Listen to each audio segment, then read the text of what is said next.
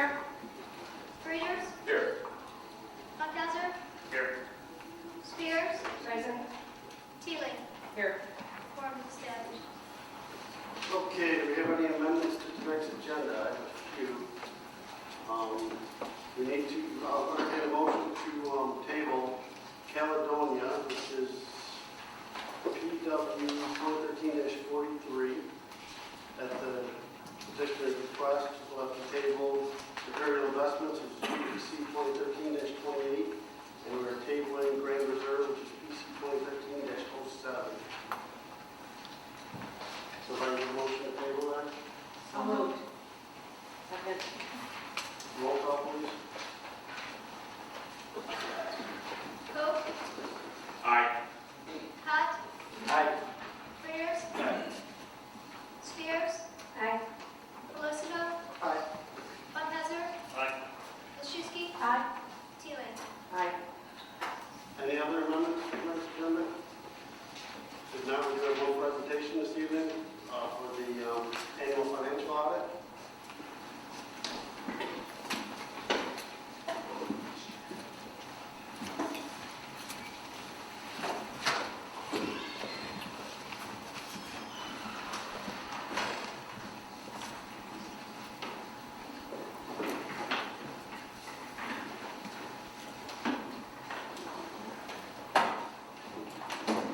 Go ahead.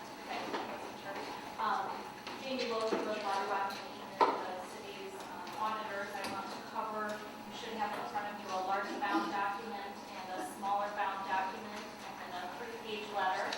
I'm just going to give a brief overview and then I believe Cart's going to follow up with some additional discussion related to the audit, the numbers, etc. So I will give page number references as we go through. So if you do have the large bound document, we'll start with that first.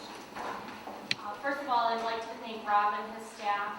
This is our second year with the audit with the city. I think it was much smoother just because it is in the first year. We were able to come in and get through our fieldwork testing very easily. We actually had no material journal entries as part of the audit process, which certainly puts Rob and his staff at the very top list of our clients. We work with about 50 municipal governments doing annual audits, and for certain, there's probably only a handful that we can get up before the boards and tell them that their finance department was able to fully prepare for the audit and fully adjust all trial balances. So thank you, Rob, for all the hard work. It is about a 6-month process, which starts just before your year end in April and ends with the final bound document you have before you that will briefly review. So just an overview to the audit process itself and kind of the time frame. The second thing I want to point out is the Certificate of Achievement for Excellence in Financial Reporting. You'll find that in the introductory section of the audit. It should be the last document provided in the introductory section. The Certificate of Achievement for Excellence in Financial Reporting is actually a third-party review of the financial statements. They go through about a 2-inch thick checklist on an annual basis and thoroughly review every disclosure, number, etc. that's provided within the audit. For the program, we have prepared a couple of additional items. You'll find the statistical section at the end of the report, as well as what we call a transmittal letter in the introductory section of the large bound document. The submission of the report is reviewed every year, so the award that you see there is for the prior year audit. We have again submitted this year's audit to the review program, obviously anticipating receiving the award for April of 13 as well. After the introductory section on pages 1 and 2, you'll find the auditor's opinion. Page 2 on the back side, the top paragraph is labeled opinions. You'll see that the city received an unqualified opinion. That is the highest we are able to give. It does mean the financial statements are free of any material misstatement. Immediately after that, you'll find what we call the management discussion and analysis. These 11 pages are actually prepared by Rob, reviewed by us to ensure the accuracy of the numbers. I really consider it to be kind of the executive summary to the audit, so if you read nothing else, I think he's done a nice job of capturing some of the major activities for the year. One of the things to note is two big things going on this year. First of all, we've had sales tax and income tax that are continuing to rise and help push the general fund balance back into a reserve number that is in conformity with the city's fund balance reserve policy for this year, which is obviously a very positive thing. Rob has also concentrated on some of the major development type activities going on throughout the year, other increases and decreases in revenue sources and expenditures. So I would encourage you to take some time with the 11 pages that he's put together, which really does give a nice overview to the audit itself. Speaking of the general fund, you'll find that budget to actual comparison schedule on page 65 of the report. In page 65, you'll see our discussion of the taxes and intergovernmental revenues from the state shared revenues, being sales tax and income tax, being higher than what was budgeted for the year. And we also had some expenditure control on the other side, which did help promote the fund balance of the general fund. You'll see from the third line up on the bottom on page 65 there, the net change in fund balance as compared to what was originally budgeted for. So again, we exceeded budgetary expectations that were set at the beginning of the year. So just under a $3 million surplus. Looking at the bottom line number, the $4.2 million, if you remember in last year's management letter, we'll briefly cover that, we had a management comment about the fund balance not having healthy enough reserves based on the city's policy. So we have now gotten that fund balance into that range in the current year.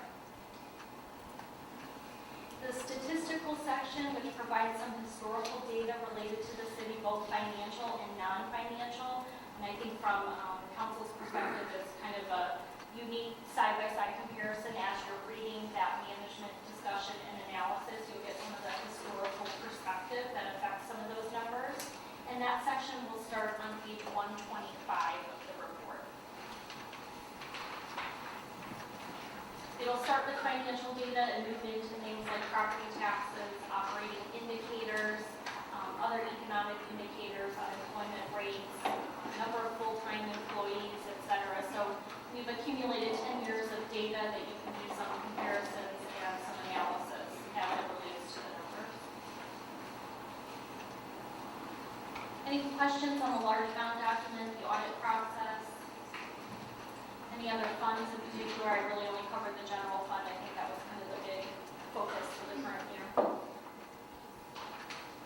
Okay. The management letter then is the smaller bound document. We really only had one new comment this year, and it relates to a new GASB standard, which is our standard setting authority as it relates to disclosures and number calculations, etc. What GASB is looking at is the reporting entity, so we will be working with Rob and the staff over the next year, taking a look at, for example, the city's relationship with the library is a good example, and how that is reported within the city's financial statements. We then provided updates to the prior year recommendations, and you'll see those after that current year comment. It was much improved this year, so we were able to report a decrease in the number of funds with deficit fund equity, and there's a management response provided of how the others are going to be addressed going into the 2014 budget. And then the update on the fund balance policy that we talked about, the general fund is now within the acceptable range of the policy itself. And we'll continue to work with Rob. The last comment related to collapsing of funds and trying to kind of consolidate the financial statements to clean them up. And we'll continue that process going forward. Any other questions, concerns? The 3-page letter that you were provided basically is a template letter saying there's really nothing that we have to communicate to the board. We had no issues with staff. We were able to get through our testing. Again, we had no material journal entry, so I don't think you'll find anything too alarming within the letter. Okay, thank you.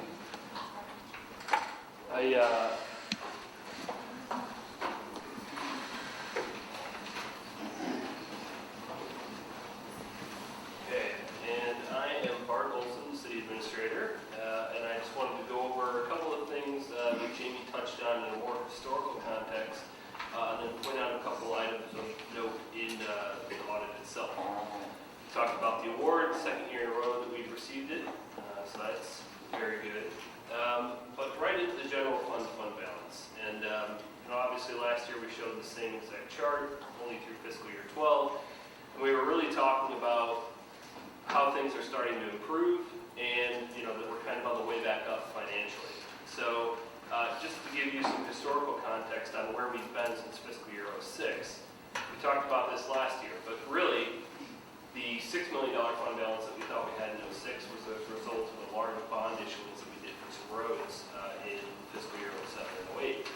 07, same thing, we still had some bond proceeds in our general fund. So things were never quite as good as we thought they were, at least just on a snapshot financial picture. In 08 and 09, we had looming bad debt related to landfills, developer deposits, and we cleared those up at the end of 09 into 10 and 11 too. And then in 12 last year, even when we knew that fund balance was positive for the first time in 3 years, we qualified it by saying, well, there's still a rec center outstanding and municipal building impact fee fund, which was a few $100,000 in deficit, and we knew that we were going to have to clear that up in fiscal year 13 and 14. So again, this year, our fund balance is north of $3 million after you take away this fund deficit that's still being handled in fiscal year 14.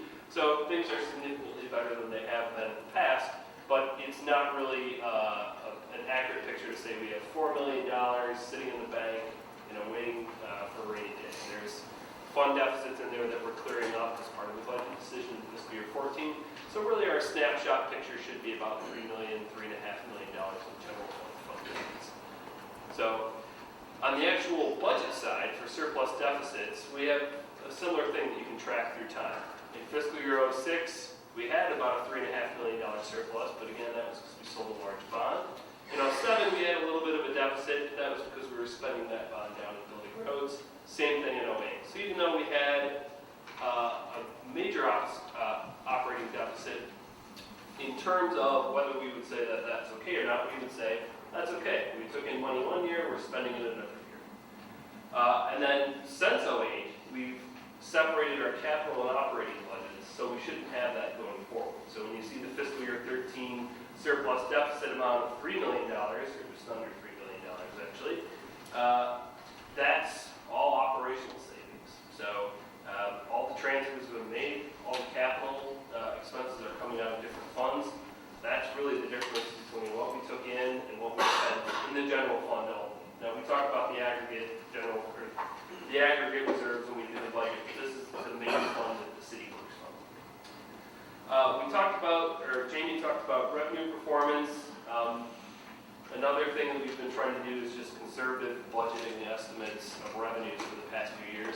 And this is the first year, maybe second year, that it's really helped us out. So, sales tax, we had overestimated the impact of the ProBuild closure. That turned out not to be a major factor, at least in the aggregate sales tax amount for this year.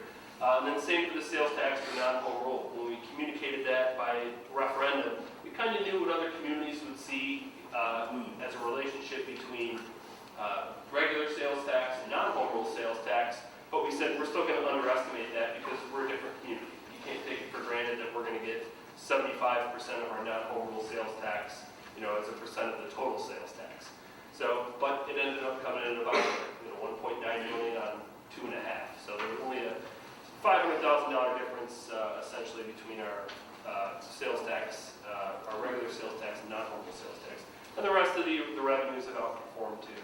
So she talked about the expenses too. This is the second year in a row where all of our operational departments have actually come in under budget. So that's a huge deal. Some of that is going to be related to the way we budget for salaries and benefits. We try to overestimate those too, obviously. But the other side of it too is if you look through the individual line items of the department heads, in my opinion, have done a really good job of looking at their budget and leaving money there if they don't need it. So you hear about this, this theory of budgeting, maybe in other towns, occasionally it pops up where you give somebody X amount of dollars and they're going to spend to it, that way they can justify it the next year and get the same dollar amount. We're not doing that here.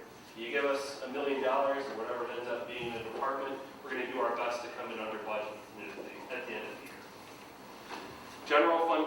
ambulance, just to underline it, we thought that we were going to have a $931,000 surplus. It came in at $2.9 million, which is huge. So that goes a long way towards establishing cash flow to our reserves, being able to pay for things down the road. We know that we have a lot of capital expenses oncoming, and really, by saving up now, we can make better decisions down the road as to how we pay for those things.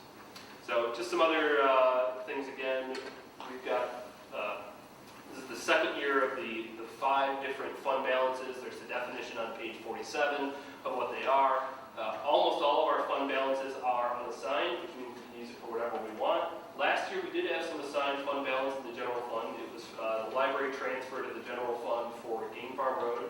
That has been since transferred out to citywide capital. It sits there, it's waiting to be used on Game Farm Road. So the only thing we have in there is maybe $100,000 or $150,000 of prepaids, which are just fiscal year 14 expenditures that we have to show in the audit.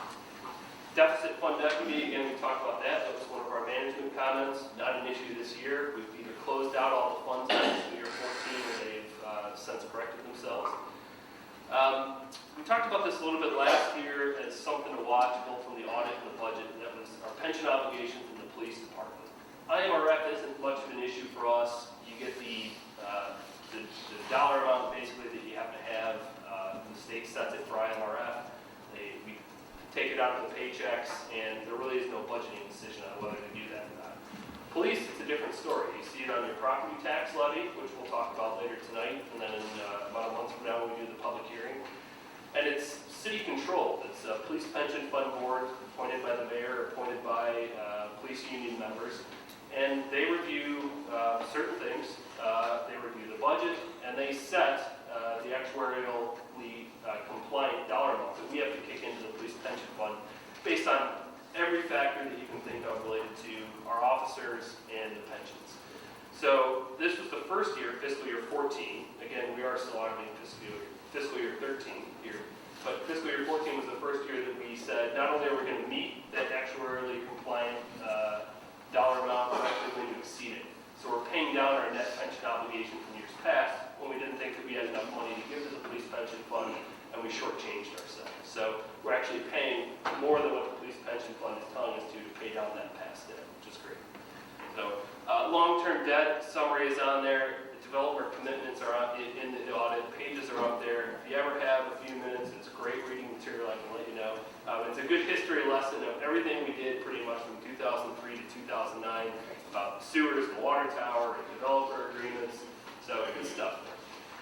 Some other historical trends just to look at. We actually break out the department expenses each year later on in the budget. And we've been trying to update this each year. But public safety, police department, we're at about a 2010 budget level. Parks and Recreation is still way back in 2005 and 6. And then our general government, which is going to be our admin fund, finance, all those other departments lumped together, are still at 2005, 2006. Now, that is particularly interesting because this is the first year of the budget decision to take our health insurance costs and give them to the departments to pay. So even though back in 2005 there was a fund that was paying for that wasn't part of these calculations, this is the first year we farmed it out to the departments, and they're still below their 2005-2006 levels.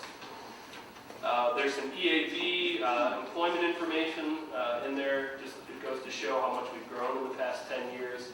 Employee counts, we went from 73 in 2005 up to 96, back down to 73 in 2013. And then there's traffic violations, permits issued, streets resurfaced, a whole bunch of good data in there. So, a couple graphs here. EAV breakdown per year. Again, we're going to talk about this as part of the tax levy. As the red line, which is the middle there, the commercial value goes up and down, that's going to have a major impact on what everybody else pays in the city. Commercial properties are typically worth more than residential just because they're larger. They're all assessed at the same rate here. We're not like Cook County where it's 16% for residents and 33% for commercial. Everything is 33% of fair market value generally. So as commercial properties fluctuate, it has a big impact on your tax bill. The other thing that's going to have a big impact on your tax rate, not necessarily your tax bill, is your total EAV breakdown of the city. So this represents what every property in the city has been worth over the past few years. And if you read the record, the county assessor had just recently said that because they take a 3-year rolling average of property values in their AAV, he expects this to go down through 2016, I believe was the year. So we're going to see that continue to trend. Because of the math equation that tax rates work, that means that even if everybody asks for the same amount, us, the school district, the county, your tax rate is going to go up, and that's what this graph shows. You know, in 2012, I know we had decreased our tax levy by 1 or 2 percentage points. We're planning on doing again the same next year, but our tax rate goes up because there's less property value overall in the city. So that's something that we try to walk people through if they call us and say, hey, you know, why is the city asking for more money? And for the past couple of years, we've been able to say we're not, but everybody's property value is worth less, so your tax rate goes up, but you're probably paying the same or less to the city. There's some information here on the sales tax industry breakdown. Again, this is interesting to see where the rise and fall of ProBuild was in the city. You know, you got lumber and building hardware in the red, and in 2005, it's a major portion of our total sales tax, and then it decreases. And now it's almost been totally replaced by general merchandise. So, you know, it's just a change in our overall land use in the city. Talked about the management letter recommendations. The first one, which is the current year recommendation, gets into the way you show different funds in the audit. We'll get to that next year if we have to. Nothing major there. And then prior year recommendations. We talked about deficit fund equity already. We corrected municipal building, corrected the rec center, land cash corrected itself. We didn't have to make any decisions. And then the second recommendation was that our funds were not in compliance with fund balance. And the only ones that weren't were the rec center and the general fund. And the general fund we're actually above right now the dollar amount that we need per our own policy. So, recommendation 3 was just to consolidate funds. We did that in fiscal year 14. Okay, so our upcoming tax levy and budget schedule. Now we've got the tax levy estimate at tonight's meeting. Then we do a public hearing about a month from now. And then we've got a potential vote in November, December. And then that rolls nicely into budget season. We usually do a goal-setting session in October and November. This year it's beginning of November. And then we'll actually present the budget in January and February, and the City Council is going to make their decision in March and April. So hopefully you can take some of this information, make some decisions on what we're going to fund next year or not. And that's it, unless anybody has any questions. Okay. Diane? I just have one question about how in 2005 or 6 you were talking about the fund balance was higher than what it actually was because it was bonds coming in. Correct. Because we refinanced some bonds, didn't we refinance some? So that's not included in that fund balance. Not this year, no. The one bond that we've refinanced this year has been a library bond. It's entirely within the library fund, so it wouldn't show up in our general fund balance. It did have a positive impact on everybody because it just reduced our debt service going forward. So everybody agreed to pay a certain dollar amount, and the dollar amount that they'll actually be paying going forward will be less than what we had planned.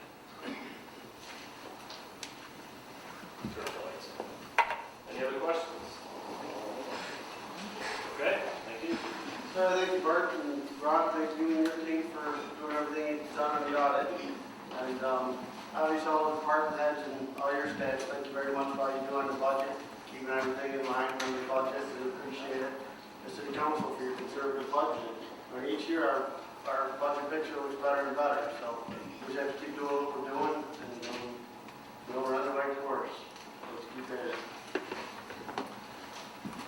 Okay, we have no public hearings tonight. Do we have any citizen comments on items that are on the agenda tonight?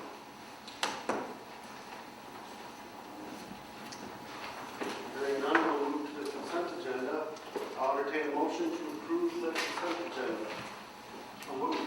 Second. Roll call, please. Pelosigo, Aye. Wilczynski, Aye. Spears, Aye. Readers, Aye. Haphazard, Aye. Schob, Aye. Teeling, Aye. Hot. Aye. Okay, we have 3 sets of minutes for approval. I'll entertain a motion to approve the minutes of the regular city council meetings for August 27th, 2013, September 10th, 2013, and the minutes of the special city council meetings for September 12th, 2013, as presented.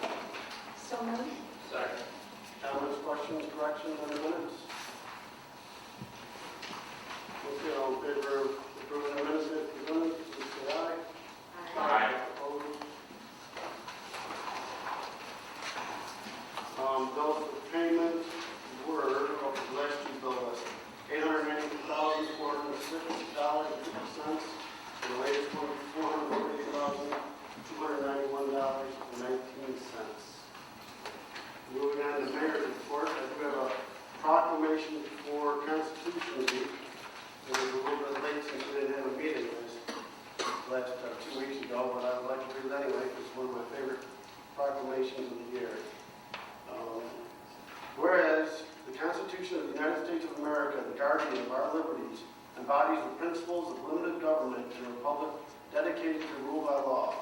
And whereas September 17, 2013 marks the 226th anniversary of the framing of the Constitution of the United States of America by the Constitutional Convention, and whereas it is fitting and proper to accord official recognition to this magnificent document and its memorable anniversary, and to the patriotic celebrations which will commemorate it.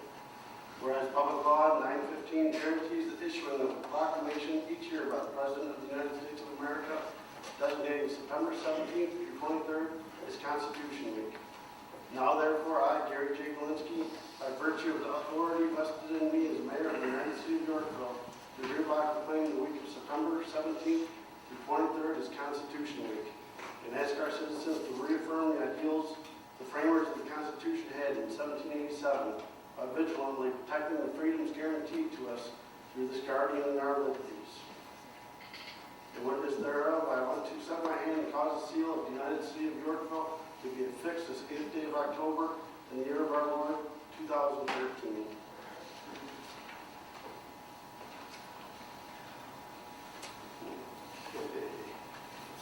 So I'll entertain a motion to approve resolution. So next we'll move on to, okay, do we need this resolution? This Maybe was not. already approved by, or denied by CNA, correct? Their grant review committee has recommended against this particular grant application, and so it still has to be voted on by their full board. So Kendall County has already authorized it and sent it in. It's just, if we still approve it, I'm sure that CNAP has some files. Okay. So it's kind of a moot point, but I mean, there's no harm in approving it. So I'll entertain a motion to approve a resolution supporting the countywide pay-as-we-go plan grant application, Chicago Metropolitan Agency for Planning, and authorize the mayor and city clerk to execute. So moved. Second. Comments or questions? Roll call, please. Spears. Aye. Colosimo. Aye. Funkhauser. Aye. Wilczewski. Aye. Teeling. Aye. Coe. Aye. Cott. Aye. Readers. Okay, and the CMAP did approve our grant application, joint application with Oswego and Montgomery. Correct.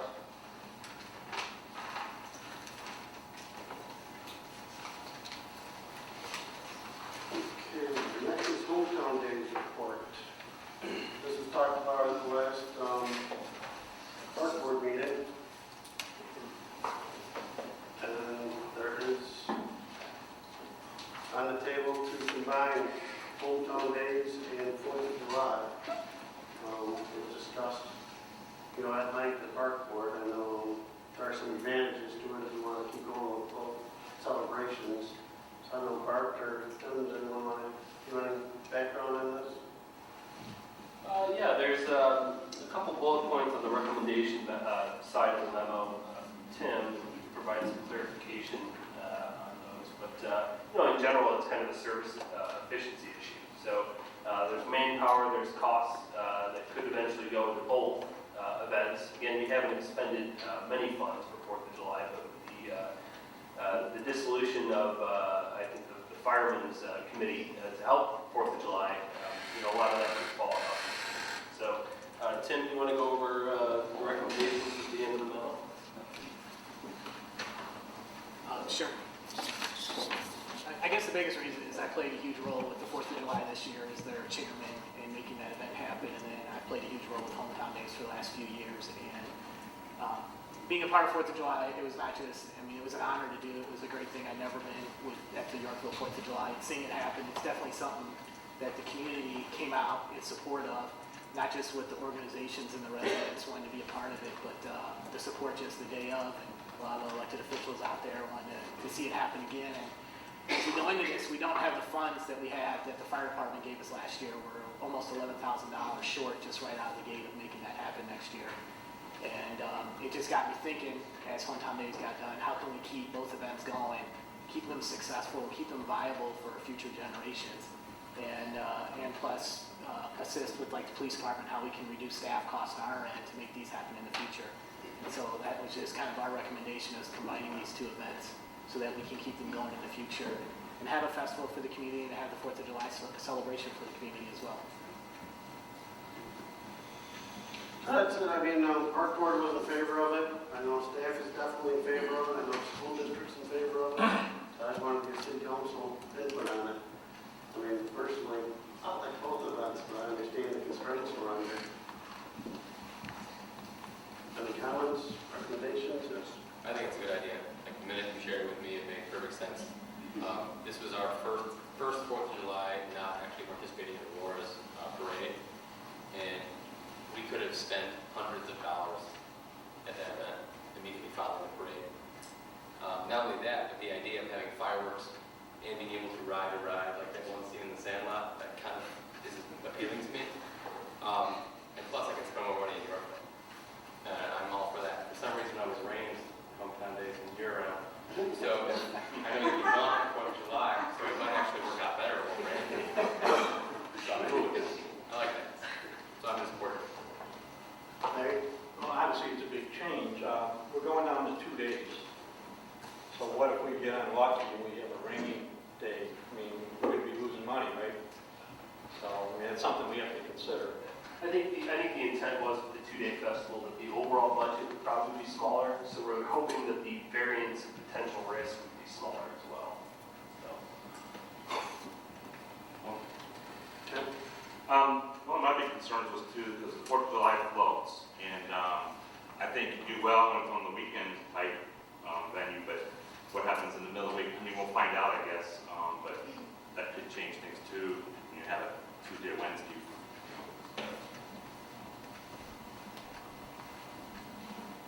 Chris? One of the questions I had was, how much have we looked at finding other entities to help us manage and run the program? I know we're following the fire report dissolved. The city brought this in saying that we would look at it for a year, see what we can do, help them out, continue for a year, and then look to see what options there were. What options have been explored? Well, I know that the 4th of July Planning Committee has been in existence now for over a year, under a year, about a year. And there have been business community members there. The Chamber has been aware of it, YEC has been aware of it, different governmental entities, school districts have been aware of it. And nobody's really yet stepped up to the table and said, we can throw all of our resources into planning and organizing this event and be able to carry it out with minimal help from others. So, we're kind of it. After the fire department backs off, there aren't too many specific entities that Have any of them expressed interest in a partnership on the event for 4th of July? No, not in Yorkville. I mean, there was the comment made by the mayor of Oswego about doing a joint event in the newspaper, and I think we've looked at that a little bit, and I think the committee has looked at it too, and it poses some, I think, major logistical challenges for just crowd control, if nothing else. So, Keep that in Yorkville. I'm glad to. The other question I have, on our total profits for hometown days, do we calculate in the additional officers and staff that are included in that? I don't think any of the police officer, if there's overtime costs, our costs in planning it, there's no real man hours calculated in that. Now, if we hired a part-time employee to go out and pick up trash, that's all included in the program budget. The different events that are held with it, but Tim's cost in running around talking to vendors. That kind of thing, but the additional officers that are on staff explicitly for that event are not calculated into our profitability? I don't believe so, no. I understand why it's being proposed. My concern with it is that we're taking in essence, a 4-day festival that has a 21-year history in the city already. It's been around a long time. People, know that Labor Day comes around. People know we have our hometown days. It's kind of become a staple at this point. We're taking that, and we're not combining events. Let's be honest. We're getting rid of hometown days, and we're taking over the 4th of July. That's what we're doing. We're not combining. We're getting rid of a 21-year tradition and taking taking over the 4th of July for the fire department. They said, we're going to do it, let's be honest about what we're doing. And I have some real concerns about doing the event and how it's going to be logistically possible or even profitable when, as Ken said, it's a 2-day floating event. We are going to have a year where Independence Days or 4th of July, whatever we call it, is on a Tuesday and Wednesday. I mean, and we're giving up our hometown days. So, I mean, I really would like community input on, on these issues, and I ask for it often. I would love to hear from our residents and from, especially Ward 1, what you guys think about it. I mean, this is an issue that, I hate to lose hometown days. I mean, I think it's a great 4 days. I look forward to it every year. The kids look forward to it every year. It's well attended, even with the bad weather here and there. It's for the most part been profitable. And I know people from around the area, look forward to it. They come in to hear the bands, and I don't think they're going to do that. Bring their money to Yorkville, bring their people to Yorkville, come listen to the bands in Yorkville on the 4th of July, because everybody's doing their own hometown on the 4th of July. If you're from Naperville, you're not coming to Yorkville on the 4th of July to hear our band. If you're from Geneva, you're not coming to the 4th of July to hear our band, but you might on Labor Day, because it's unique, it's different. So I think we really have to take a serious look before we say, let's, quote unquote, combine these events and do the 4th of July. It's not much of a combination. We're in essence throwing away hometown days. So we really need to think about that. Yeah, I don't disagree with really anything you said, but when you ask residents, you have to pose the question the right way. I mean, do you mind paying for these events? Do you mind if the city loses money? Because that's one of the big concerns. I mean, there's a time, obviously our financial picture is better, but people don't want to spend it on any festivals. So that's really what you have to take into consideration. And if you keep hometown days, are you willing to back away from 4th of July? Or are we proposing on doing both of them? That's what you really have to wrestle with. Yes. Most of the hometown days don't usually make profit. I mean, this year was unique because it rained all the time, every day. Yes. I mean, we generally make a pretty huge profit on hometown days, and it's not an issue. 1 year out of all of those years, I think, is not too bad. And I agree with Alderman Osmo that, I love the 4th of July event, and I don't know how the firefighters managed to keep going for such a long time. They, I don't know, but I wish we could do both of them, but I wouldn't want to get rid of hometown days. I think it's a good event. And I think overall, it makes money, and if we can use that money, we can roll it over into the other years that something happens like this past year. So I think their big advantage was after fireworks, they have firemen all over the place with boots. And they collected a big portion of their money that night for the next year. And when they send out a letter saying give to the firemen, a lot more people are willing to write a check than if you say, well, give some money to the city for fireworks, Right, well, I understand that, but it's still not the same thing. Right. I think we did have people out collecting money after the fireworks. Yeah, not as widespread as No. the firemen are able to do it. But we have, the income that we had was 12,000, we spent 5,700, we have 6,300 left. Is that it? So how much, really we have enough for next year too. I guess I'm confused. No, because a lot of the income actually came from the fire departments themselves. We have a $6,000 balance for next year, Right. but you're probably at least $10,000. The fireworks alone are $15,000 for the 4th of July, so we're at least $9,000 there plus other miscellaneous expenses that. I guess I was just looking at the expenses posted, it was 5,700. Right, that's because the fire department picked up the cost. Correct. We didn't pay. Oh, okay. We only paid $2,000, $3,000 plus of the fireworks this past year. That came out of our budget. They actually sent a check directly to the fireworks company last year. I don't know, I'm not really in favor of getting rid of hometown days at this point and switching it to just 4th of July. I bet to something you said, Mayor, kind of the theme that's going on here. One of the things you said today was do we really want to back away from the 4th of July? And that's what I was afraid would happen, and what the feeling would be in the public when we took it over for 1 year. Because what we're doing is we're backing away from Hometown Days, which is our festival. That's what the city does. I mean, I understand why the firefighters had their reasons to back away from the 4th of July, but we're not the ones who backed away from the 4th of July. The 4th of July is there for the taking. If an organization, wants to, not-for-profit, the veterans, the firefighters, the policemen, somebody who can stand out there with the boot or something else and have a more sympathetic tone than a bunch of aldermen standing on the corner saying, give money to the city. We're the mean tax collectors from, Christmas Carol. Nobody's going to give us the money. So, maybe somebody with a more sympathetic touch is the right choice for the 4th of July. So I don't want the theme and the idea to be that the city is giving up the 4th of July. It was never ours. Okay? The city never ran the 4th of July. We run Hometown Days. So I just want to make that perfectly clear, and I really do not want to get rid of Hometown Days.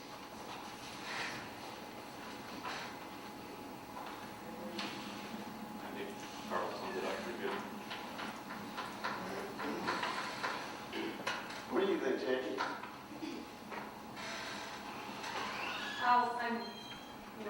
My husband spent years, he moved to being a volunteer at Hometown Days, so I think, dear to our heart, and he's upset we don't get volunteers anymore.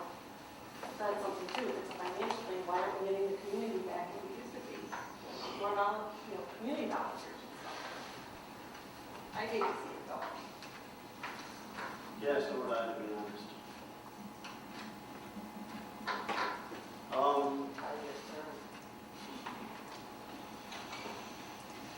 Well, Tim, do you have any questions for us? I think that's the direction. I don't think anyone wants to see Hometown Days go away. And Carl is exactly right. 4th of July was never ours. We hate to see that go away, but I think Hometown Days is our priority.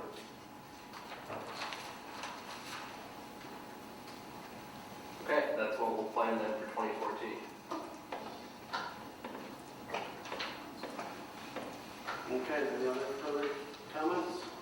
I have one. Yes. As far as partnering with other organizations or whatever to raise funds, has anybody approached the chamber or YEDC and see if maybe they can jump in there for 4th of July? They're aware of it. I'm not sure if they've been approached directly, but full organization. We're fortunate, there were quite a few people step up this year. I know New Life plays a big part in Life Church and other organizations. But I know when the firemen were, talking about disbanding, they held meetings, and you couldn't get anyone to show up. The other wanted to take it over, And the problem is, people that, do stuff forward, nobody wants to see anything change where, a lot of organizations can't do it by themselves. So, and firemen were lucky that they had liability insurance under their, fire department, where someone like the city could do that, but private organizations, they just don't have that type of resources, so. What are the dues that we pay, the chamber and YEDC? What does the city pay as far as dues? $2,500 for the chamber, and the YEDC dues were $46,000 this year. Or will be. I'm not sure if we've actually paid it yet. That's what's budgeted. Okay, anyone here in the audience have an opinion? Okay. So Tim, it looks like we're doing Hometown Days next year. So we'll talk more about 4th of July, bring it back to Park Board, and, hash this out. Anything else on Hometown Days, 4th of July? Okay. Okay. Yes, sir. Can we get like one ride for 4th of July? What? One ride, 4th of July. You'll have to talk to the 4th of July committee. I'll talk to you.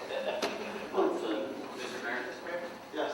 We look at considering other events being combined with the 4th of July, or say Ribs on the River, maybe moving it up to the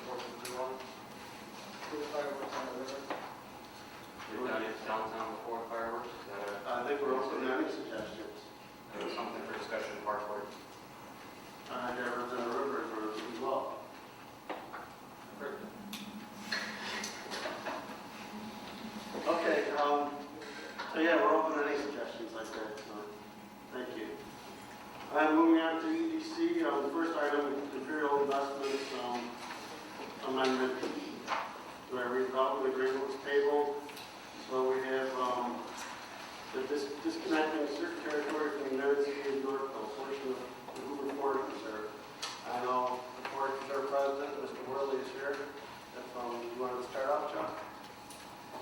Just give the council a little update on it.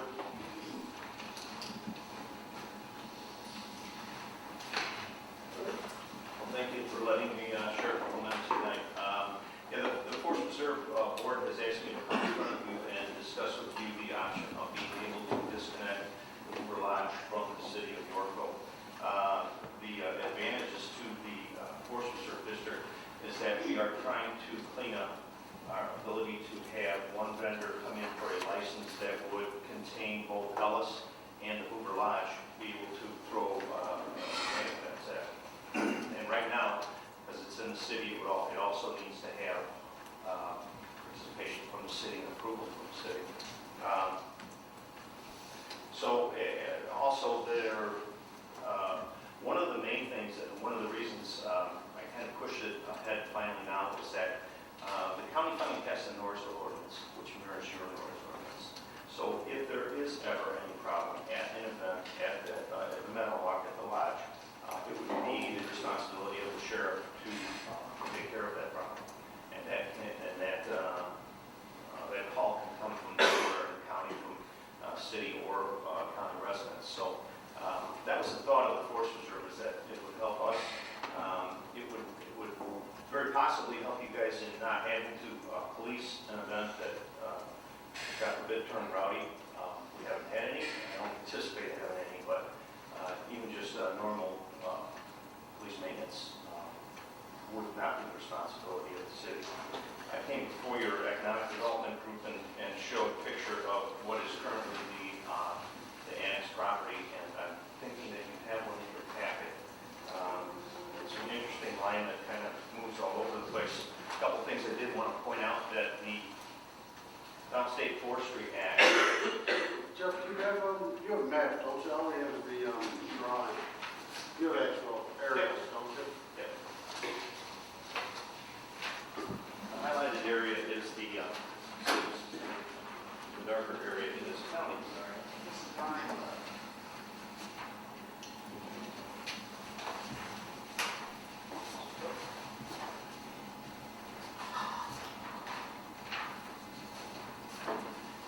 Downstate Forestry Act makes certain that a municipality is able to annex through any forest reserve. And that was so that a forest reserve entity or the county could not put in place blockages of the ability of a city to move its boundaries on this. So if you are on the near side of Hoover, you are on the far side of Hoover. That's a given. We discussed a couple different options, and right now, what I'd like to point out is that I'm not here to try to get a vote. The procedure is if there is an agreement with this board that they would be amenable to the annexation of the lodge area itself or at any part, what we'd like to have you do is show us a boundary that you like. Then we need to file a petition and a certification from the county clerk that there is no city taxes or assessments that are due. Then a 30-day waiting period happens where comment, whatever could happen, but there is no vote taken before 30 days after those have presented to your board. Anything else? I think that's about it. So what we're looking for tonight is guidance from you as whether that the annexation would be acceptable, and if it is, in what configuration.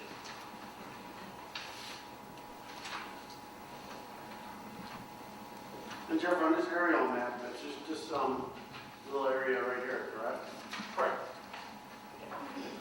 There's a square in there of approximately 20 acres that is north of the railroad tracks, that if that would be de-annexed, that would also encompass the caretaker's house and maintenance shed. Then there's a stretch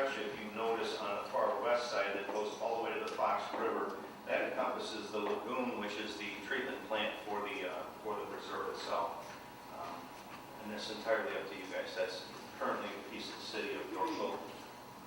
Like I said, it's up to your discretion whether you choose to do it, and if so, where you choose to put your comments. Okay, comments, questions? Yes, sir. My biggest issue here would be noise complaints. And I don't think it's been an issue, but I do know we've had experience at the P&A camp where we had several issues there. I just want to make sure I understand the process here. If there is an issue, who we get a hold of, how does this work? If there is a complaint, the complaint will, if it is at the lodge, the complaint would be forwarded to the sheriff's department for them to go out and take care of the problem. Our noise ordinance, now that it is passed, mirrors yours, I believe, 60 decibels during the daytime, 55 decibels at night from the property line. Yes, sir.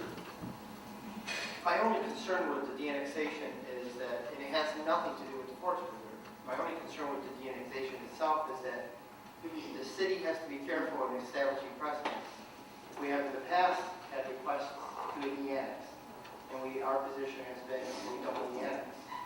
I don't believe in eminent domain. I don't believe in the city forcing you to come into the city. I would not vote for that and have not voted for that. If you come into the city, it's voluntarily. But once you're in the city, I find it very difficult to de-annex. We've had other people request to de-annex, and our position has always been no, we don't de-annex once you're in the city. If we de-annex this, and I understand the reasons why you want the annexation, my concern is that we will be flooded with some very serious requests to de-annex in the city of Yorkville that may be problematic for us in the future. So my position has always been, I don't force you into the city by eminent domain or any other method.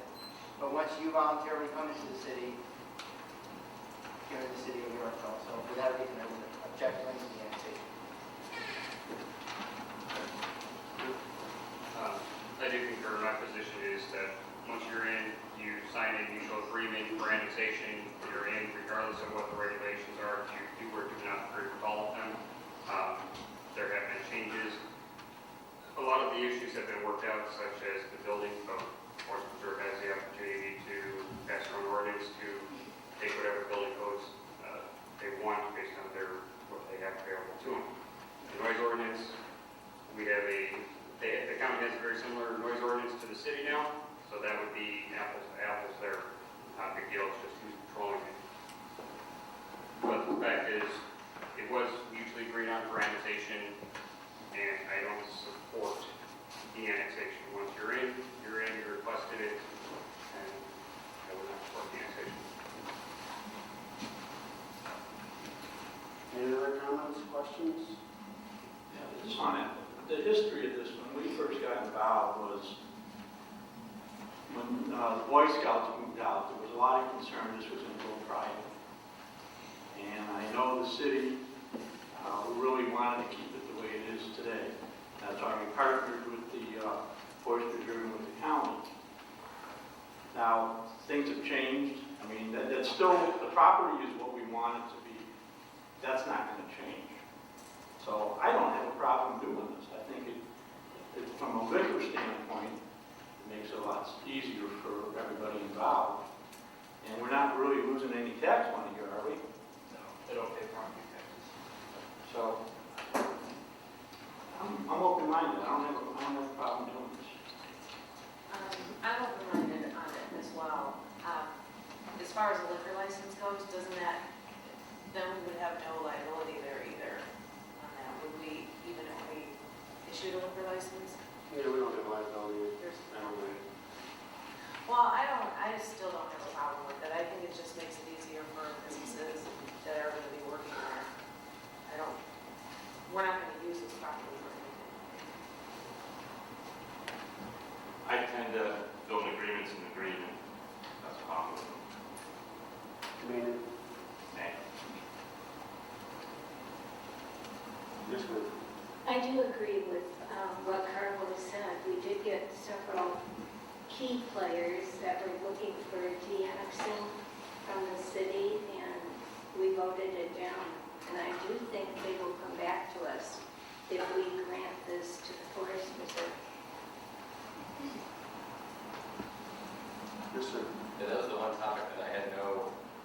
previous knowledge of, which is kind of funny that I had no precedent. But learning about it, that makes perfect sense. If you say yes to one person, you're going to be basically inundated with, I don't know if it's a laundry list yet, but it could then come back to haunt us. So, well, I don't really see any big issue with it. We wouldn't lose any money. But when you sign something, you sign something. That to me does make a lot more sense. So I would be voting that. I'd like to ask our legal staff, is this a bad precedent? It's not a legal question, it's just, anytime you make a decision, will it be thrown up to? Yeah. You know, and we have had the annexation request, and we have been, to the best of my knowledge and my history with the city, consistently, no. Okay, but just because we say no to one doesn't mean we can't say yes to another. Every board and every administration can do what they believe is in the best interest of the city. So the annexation that most people are talking about, Hammond property, they petitioned the Correct. for landfill. Correct, yeah, correct. We've had other petitions to de-annex, and we probably will have more in the future to de-annex. And there may be reasons, you know, there may or may not be here.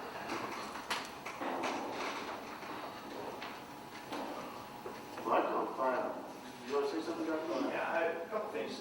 When the boundaries were set, and I believe that was back in the early days of, in Yorkville, that was actually the lead agent in securing the Boy Scout camp. It would not happen without this group of people. And at that time, it was simply a vision that we both shared. Then we decided, well, we were going to either one way or the other. Forest Preserve Board took it over, and recently we have just completed a $2.5 million restoration of that building, and I'm hoping that a lot of you guys have come out and seen it because it is a beautiful building, and it's changed the scope of what we had planned to do out there, where it was before simply a beautiful area, 440 acres of woods. We've got educational centers out there now, and now we have the ability to put weddings in a gorgeous setting. And what we're trying to do is make it a little bit more seamless for the caterers and that to be able to utilize that. So it has changed quite significantly since the annexation boundaries were set. And I would like to point out to you that we have currently a 271 acre piece of parcel that is city of Yorkville that we are negotiating with right now, and hopefully we're going to be able to purchase. And there's no need at all to be annexed from the city of Yorkville. This is a kind of a special need that we feel that would help us, and it would reduce your necessity to have a police presence out there, during on and off times. Those are the reasons behind it.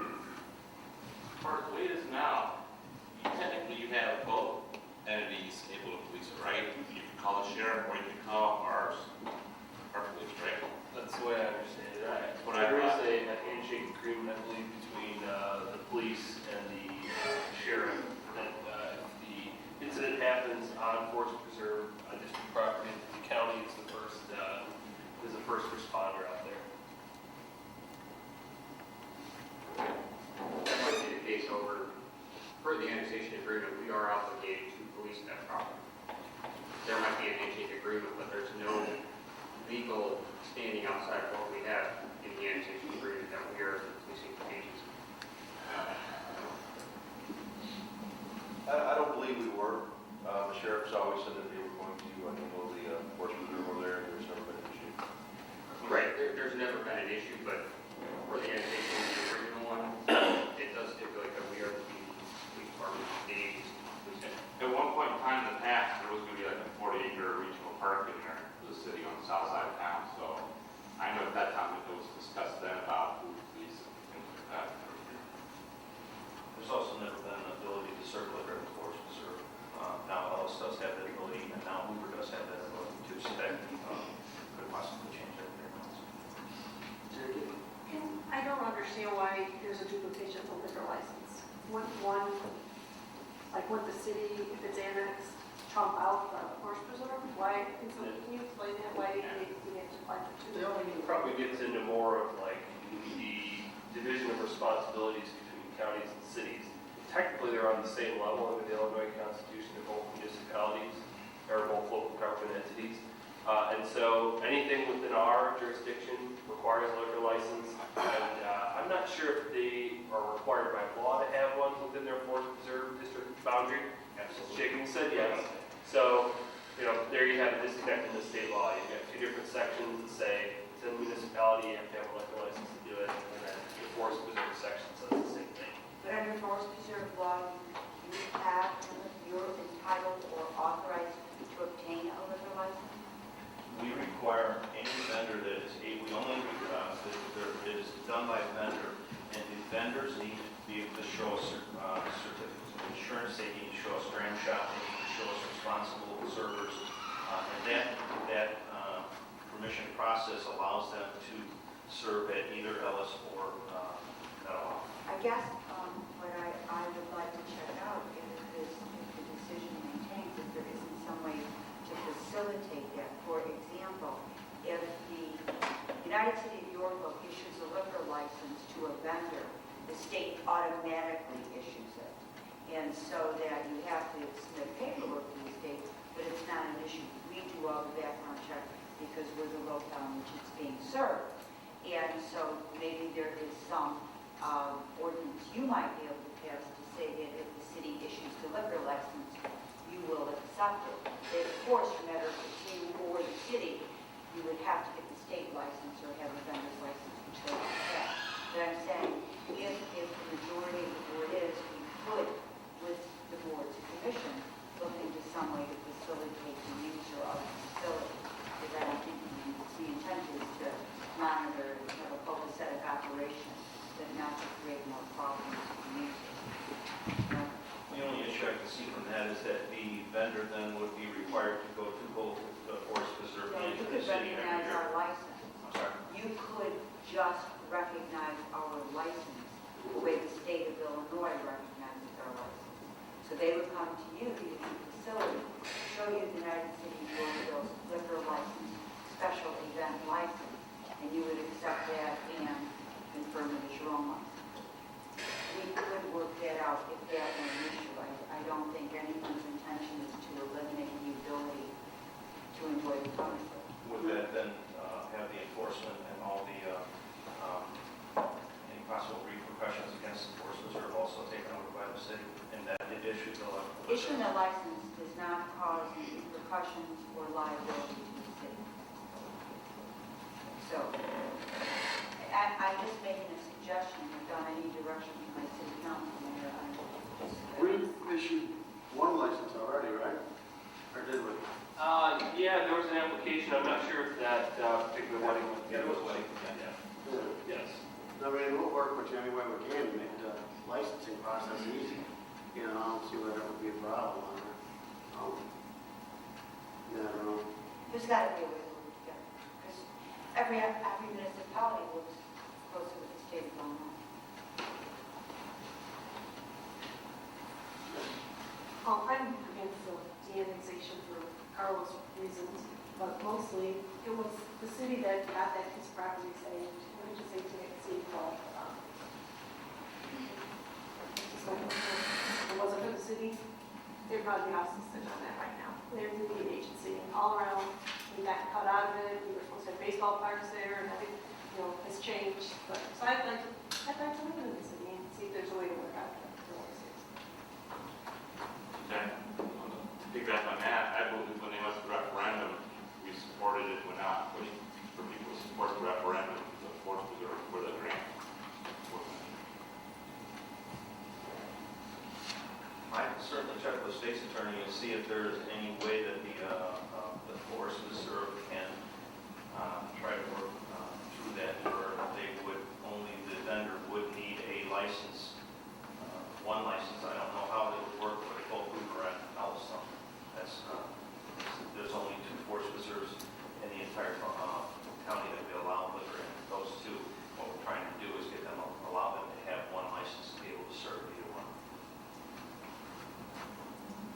Okay, but it sounds like the majority is against the annexation, but we'll definitely work with you any way we can on liquor licenses. Thank you.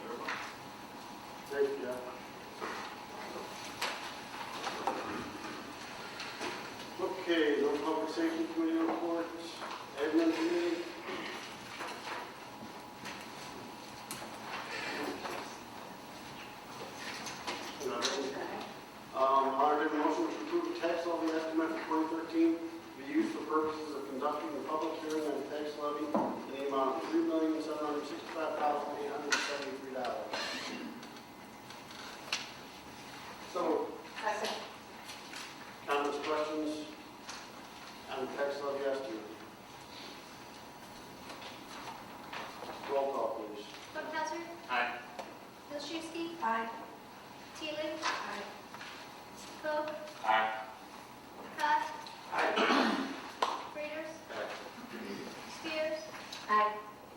Elizabeth. Aye.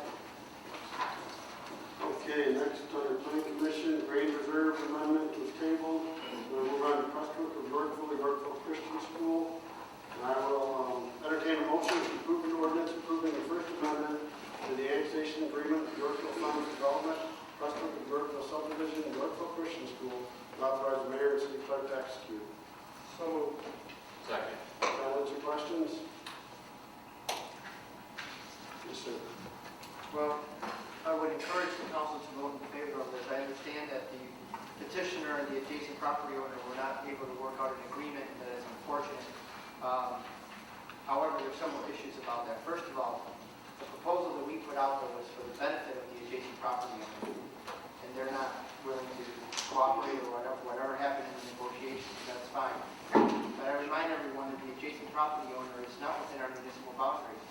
They are a county resident. We were trying to accommodate them, and I'm more concerned about what happens inside Yorkville than outside of Yorkville. That's for the city council, we're not the county board. I would ask, there are alternatives to the water issues that are within the state statute. They're not as efficient, but are still acceptable by engineering standards. I think that the addition of the Catholic high school to the south end, and I'm biased because it's my ward, and I think it would be a great addition to Ken and my ward down on the south side of town. I've said it a million times, we all know that the south side of town needs an economic engine. It needs something to ignite it down there. And I think this Catholic high school is part of that master plan. 800 students, teachers, faculty, other businesses will come by. They will want to service this area. Hopefully we'll get our ever coveted grocery store sooner or later. But you need a spark, you need an ignition. And fortunately, we now have a spark and an ignition that not only helps us on the south side and in Ward 1, but also provides a great service to the city and the surrounding area. A large Catholic high school that gives parents another option to the education of their children, which is one of the most important decisions you make as a parent. I'm biased, it's my ward, I'm biased, I'm Catholic, I'm biased, I'm all for a private education, so call me biased, but at the end of the day, it offers another choice to the residents of Yorkville. Nobody has to send their children there, nobody's forced to send their children there, and I think it's a great option, and I'm voting for it. Any other comments or questions? Yes, sir. And getting back to the traffic study, are we getting any more response from the state as far as where they're going to go with this? We have not had any recent correspondence. The only correspondence indicates that what was presented previously to you is that the turn lanes in North Bayview will be required on 1.6 to actually Independence Road, both left and right turn lanes. That's the only feedback that we have at this point, and I believe the petitioner still needs to submit their formal plans to receive further comments, but those plans will incorporate those elements into the improvements. Now, I agree with what Carl said. I think it's a great asset. I'm going to support it. I have my faith in the state of Illinois that they do the right thing as far as the traffic study. We all know the dangers involved with Route 126. At a minimum, I'd love to see them at least bring the speed limit down, maybe to 45 or something close to that. I really am concerned about the additional traffic on that road. And I just hope we can express to them as a city that this is an issue that we want. You know, they're going to have to make the final decision. But hopefully they'll take into account, people like myself will feel very strongly that this has to be, taken care of properly. So I'm going to vote for this. Yes, sir. I just want to say that this is a good project. I think they worked through a lot of the issues that have been brought forward. I'd like to see us be able to get this thing moving forward for them. I know it's behind. There are outstanding issues that will be worked through with the engineering as this process goes through, but overall I think they've done a pretty good job of addressing the concerns and us accommodating them to assist getting this thing moved forward. This is a pretty complicated project that they have here, and hopefully it'll be a good spur for the south side. It's pretty far away from my ward, but those of you on the south side, I